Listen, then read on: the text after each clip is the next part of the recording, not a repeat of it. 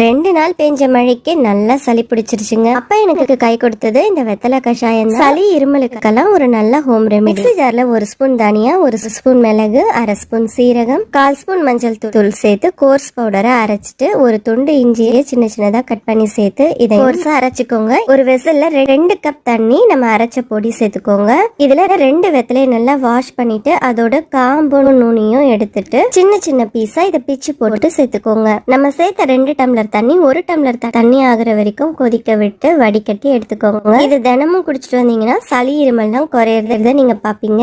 இதே வெத்தலை யூஸ் பண்ணி இன்னொரு ரெமெடியும் சொல்றேன். காம்பு நுனியும் கட் பண்ணிட்டு அதுல ஒரு ஏலக்காய், 2 கிராம்பு, 1/2 ஸ்பூன் சீரகம், 1/2 ஸ்பூன் மிளகு சேர்த்து இதை நல்லா மடிச்சு நம்ம வாயில கடவ பல்லுக்கு நடுவுல வச்சோம்னா உமிழ்நீர் சுரக்கும் போது இதுல இருக்கிற மெடிசினல் வேல்யூஸ்லாம் நமக்குள்ள போகும். கடைசியா மிச்சமாகிற சக்கையை துப்பிடுங்க. இதுவும் கோல்டுக்கு சூப்பரான ரெமெடி தான். கண்டிப்பா ட்ரை